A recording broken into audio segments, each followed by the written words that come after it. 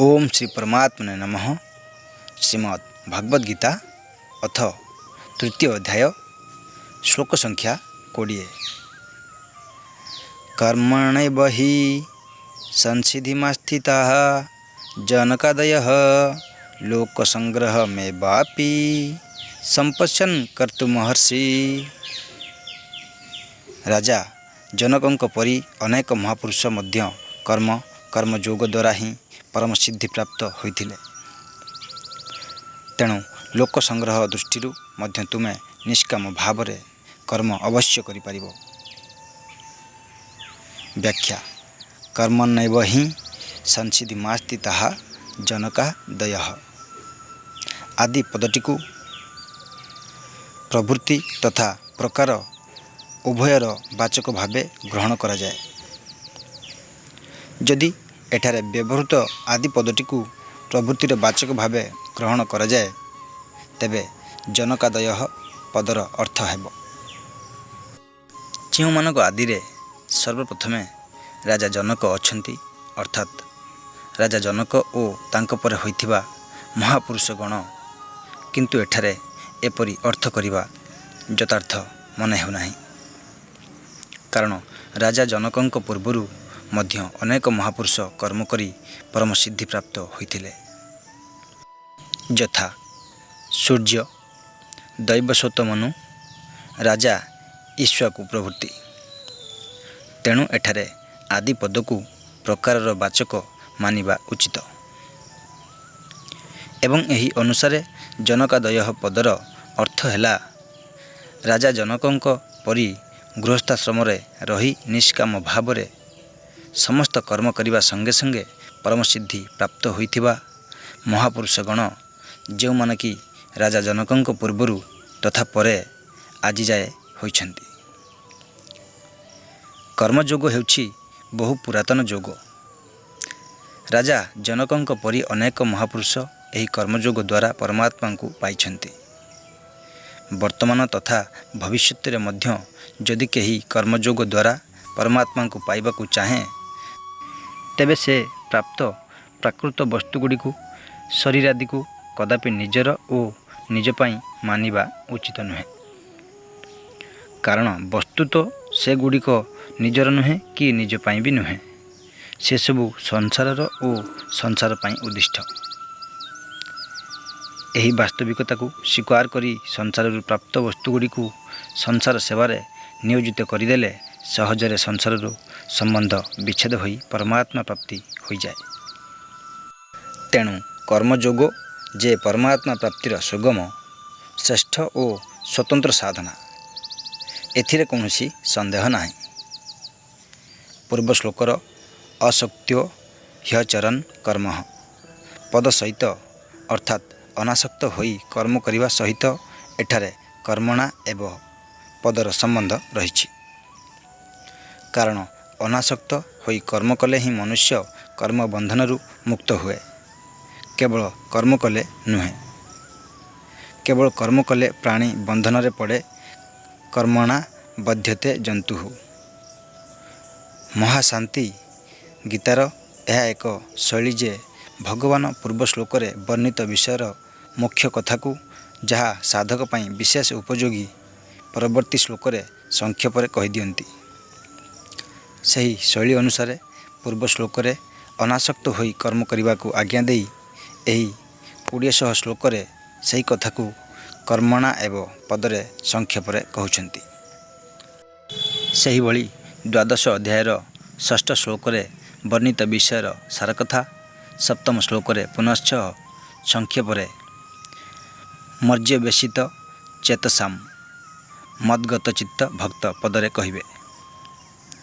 एठारे भगवान कर्मणा एवं स्थान रे जोगेन एवं मध्य कहि पारि थान्ते, किंतु कर्म को स्वरूपतः त्याग करिवा पई अर्जुनंकर आग्रह थिबारु तथा अनासक्त होई करा जाउथुबा कर्म प्रसंग चलीथिबारु कर्मणा एवं पद प्रयुक्त होइछि। अतएव पूर्व श्लोक अनुଯାयी अनासक्त कर्मयोग ही एही पदर अभिप्राय। वास्तव में जड़ कर्म द्वारा चिन्मय परमात्मा प्राप्ति संभव नुहे। ଅନାସକ୍ତ ହୋଇ କର୍ମ କଲେ ନିତ୍ୟପ୍ରାପ୍ତ ପରମାତ୍ମାଙ୍କ ଅନୁଭବର ସମସ୍ତ ପ୍ରତିବନ୍ଧକ ଦୂର ହୋଇଯାଏ। ଫଳରେ ସର୍ବତ୍ର ପରିପୂର୍ଣ୍ଣ ସ୍ୱତଃସିଦ୍ଧ ପରମାତ୍ମାଙ୍କୁ ଅନୁଭବ କରିହୁଏ। ଏହି ପ୍ରକାର ପରମାତ୍ମା ତତ୍ତ୍ୱ ଅନୁଭବର ସମସ୍ତ ପ୍ରତିବନ୍ଧକ ଦୂର କରାଯାଉଥିବାରୁ ଏଠାରେ କର୍ମ ଦ୍ୱାରା ପରମସିଦ୍ଧି ପରମାତ୍ମା ତତ୍ତ୍ୱ ପ୍ରାପ୍ତି କଥା କୁହାଯାଇଛି।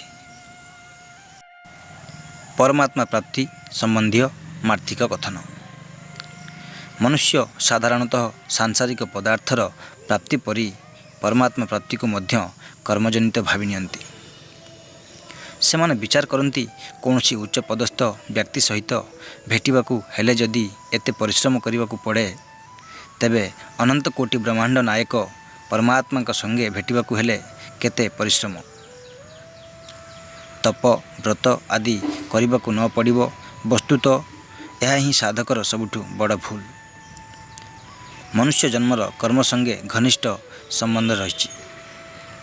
ତେଣୁ ମନୁଷ୍ୟକୁ କର୍ମସଙ୍ଗୀ ଅର୍ଥାତ୍ କର୍ମସକ୍ତ କୁହାଯାଇଛି। ରଜସୀ ପ୍ରଳୟମ୍ ଗତ୍ୱା କର୍ମସଙ୍ଗୀଷୁ ଜାୟତେ। ଏଥିପାଇଁ କର୍ମରେ ମନୁଷ୍ୟର ବିଶେଷ ପ୍ରବୃତ୍ତି ହୁଏ ଏବଂ କର୍ମ ଦ୍ୱାରା ସେ ଅଭୀଷ୍ଟ ବସ୍ତୁ ପାଇବାକୁ ଚାହେଁ। ପ୍ରାରବ୍ଧ ଅନୁକୂଳ ହେଲେ ସେ କର୍ମ ଦ୍ୱାରା ଅଭୀଷ୍ଟ ସାଂସାରିକ ବସ୍ତୁ ମଧ୍ୟ ପାଇଯାଏ। ଫଳରେ ତାହାର ଧାରଣା ଦୃଢ଼ ହୋଇଯାଏ ଯେ କର୍ମ କଲେ ପ୍ରତ୍ୟେକ ବସ୍ତୁ ମିଳୁଛି ଓ ମିଳିପାରିବ। ପରମାତ୍ମାଙ୍କ ସମ୍ବନ୍ଧରେ ମଧ୍ୟ ତାହାର ସେହିପରି ଧାରଣା ରହିଯାଏ ଏବଂ ସେ ଚେତନ ପରମାତ୍ମାଙ୍କୁ ମଧ୍ୟ ଜଡ଼ କର୍ମ ଦ୍ୱାରା ପାଇବାକୁ ଚେଷ୍ଟା କରେ। କିନ୍ତୁ ପ୍ରକୃତରେ ପରମାତ୍ମା ପ୍ରାପ୍ତି କର୍ମ ଦ୍ୱାରା ହୁଏ ନାହିଁ।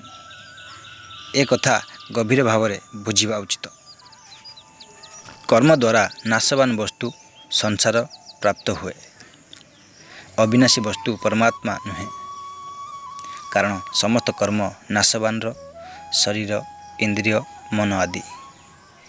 ଏସବୁ ସମ୍ବନ୍ଧରୁ ହେଉଥିବା ସ୍ଥଳେ ପରମାତ୍ମା ପ୍ରାପ୍ତି ନାଶବାନରୁ ସମ୍ବନ୍ଧ ବିଚ୍ଛେଦ ହେଲା ପରେ ହୁଏ। ପ୍ରତ୍ୟେକ କର୍ମର ଆରମ୍ଭ ଓ ଶେଷ ଅଛି।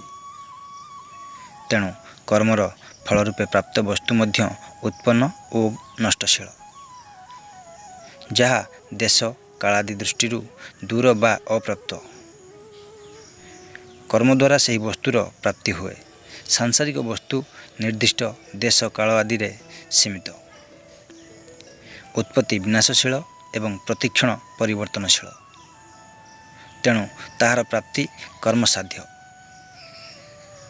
କିନ୍ତୁ ପରମାତ୍ମା ସବୁ ଦେଶ, କାଳ, ବସ୍ତୁ, ବ୍ୟକ୍ତି ଆଦିରେ ପରିପୂର୍ଣ୍ଣ ଏବଂ ନିତ୍ୟପ୍ରାପ୍ତ। ଉତ୍ପତ୍ତି ବିନାଶ ରହିତ ତଥା ଅପରିବର୍ତ୍ତନଶୀଳ। ଏଣୁ ତାଙ୍କୁ ପାଇବା ସ୍ୱତଃସିଦ୍ଧ କର୍ମସାଧ୍ୟ ନୁହେଁ। ଏଥିପାଇଁ ସାଂସାରିକ ପଦାର୍ଥ ଚିନ୍ତନ ଦ୍ୱାରା ପ୍ରାପ୍ତି ନ ହେଉଥିବା ସ୍ଥଳେ ପରମାତ୍ମାଙ୍କ ପ୍ରାପ୍ତିରେ ଚିନ୍ତନ ମୁଖ୍ୟ। ଅତି ନିକଟବର୍ତ୍ତୀ ବସ୍ତୁ ଚିନ୍ତନ ଦ୍ୱାରା ମିଳିପାରେ। ପ୍ରକୃତରେ ଚିନ୍ତନ ରୂପକ କ୍ରିୟା ଦ୍ୱାରା ମଧ୍ୟ ପରମାତ୍ମା ପ୍ରାପ୍ତି ହୁଏ ନାହିଁ। ଅନ୍ୟ ସାଂସାରିକ ଚିନ୍ତନ ତ୍ୟାଗ କରିବାରେ ହିଁ ପରମାତ୍ମାଙ୍କୁ ଚିନ୍ତନ କରିବାର ସାର୍ଥକତା ନିହିତ। ସଂସାର ଚିନ୍ତନ ସର୍ବଥା ଦୂର ହେବା ମାତ୍ରେ ନିତ୍ୟପ୍ରାପ୍ତ ପରମାତ୍ମାଙ୍କୁ ଅନୁଭବ କରିହୁଏ। ସର୍ବବ୍ୟାପୀ ପରମାତ୍ମା ଓ ଆମ ମଧ୍ୟରେ ବ୍ୟବଧାନ ନାହିଁ କି ହୋଇପାରିବ ନାହିଁ। ଯେଉଁ ମନୁଷ୍ୟ ମୁଁ ଭାବଠାରୁ ଆମେ ନିଜର ବ୍ୟବଧାନ ସ୍ୱୀକାର କରୁନାହୁଁ, ତାହାଠାରୁ ମଧ୍ୟ ପରମାତ୍ମା ଆହୁରି ନିକଟବର୍ତ୍ତୀ। ମୁଁ ଭାବ ତ ପରିଚ୍ଛିନ୍ନ ସଂକୀର୍ଣ୍ଣ, କିନ୍ତୁ ପରମାତ୍ମା ପରିଚ୍ଛିନ୍ନ ନୁହନ୍ତି। ଏତାଦୃଶ ଅତ୍ୟନ୍ତ ସମୀପସ୍ଥ ଓ ନିତ୍ୟପ୍ରାପ୍ତ ପରମାତ୍ମାଙ୍କୁ ଅନୁଭବ କରିବାରେ ସାଂସାରିକ ବସ୍ତୁ ପ୍ରାପ୍ତିର ନିୟମ ପ୍ରୟୋଗ କରି ଯୁକ୍ତି ତର୍କ କରିବା ଅର୍ଥ ନିଜକୁ ପ୍ରତାରଣା କରିବା। କେବଳ ଇଚ୍ଛା ମାତ୍ରେ ସାଂସାରିକ ବସ୍ତୁ ପ୍ରାପ୍ତ ହୁଏ ନାହିଁ, କିନ୍ତୁ ତୀବ୍ର ଅଭିଳାଷ ମାତ୍ରେ ପରମାତ୍ମାଙ୍କ ପ୍ରାପ୍ତି ହୋଇଯାଏ। ତୀବ୍ର ଅଭିଳାଷ ଜାଗ୍ରତ ହେବାରେ ସାଂସାରିକ ଭୋଗ ଓ ସଂଗ୍ରହର ଇଚ୍ଛା ହିଁ ପ୍ରତିବନ୍ଧକ, ଅନ୍ୟ କିଛି ପ୍ରତିବନ୍ଧକ ନାହିଁ। ଯଦି ପରମାତ୍ମା ପ୍ରାପ୍ତିର ତୀବ୍ର ଅଭିଳାଷ ଜାଗ୍ରତ ହୋଇଯାଏ, ତେବେ ତତ୍କ୍ଷଣାତ୍ ପରମାତ୍ମାଙ୍କ ଅନୁଭବ ହୋଇଯିବ। ମନୁଷ୍ୟ ଜୀବନର ଉଦ୍ଦେଶ୍ୟ କର୍ମ କରିବା, କର୍ମର ଫଳ ଭୋଗ କରିବା ନୁହେଁ। ଯେତେବେଳେ ପରମାତ୍ମା ପ୍ରାପ୍ତି ହିଁ ସାଧକ ଜୀବନର ଏକମାତ୍ର ଲକ୍ଷ୍ୟ ହୋଇଯାଏ, ସେତେବେଳେ ସାଂସାରିକ ଭୋଗ ଓ ସଂଗ୍ରହର ଇଚ୍ଛା ତ୍ୟାଗ ପୂର୍ବକ ପରମାତ୍ମା ପ୍ରାପ୍ତିର ତୀବ୍ର ଅଭିଳାଷ ଜାଗ୍ରତ ହୁଏ। ପରମାତ୍ମା ପ୍ରାପ୍ତି ଛଡ଼ା ଅନ୍ୟ କୌଣସି କାର୍ଯ୍ୟର ମହତ୍ତ୍ୱ ନ ରହିବା ଉଚିତ। ବସ୍ତୁତଃ ପରମାତ୍ମା ପ୍ରାପ୍ତି ଛଡ଼ା ମନୁଷ୍ୟ ଜୀବନର ଅନ୍ୟ କୌଣସି ପ୍ରୟୋଜନ ନାହିଁ। କେବଳ ଏହି ଉଦ୍ଦେଶ୍ୟକୁ ଜାଣି ତାହାକୁ ପୂର୍ଣ୍ଣ କରିବା ଆବଶ୍ୟକ। ଏଠାରେ ଉଦ୍ଦେଶ୍ୟ ଓ ଫଳେଚ୍ଛାର ପ୍ରଭେଦ ବୁଝିବାର ଆବଶ୍ୟକ ନିତ୍ୟ।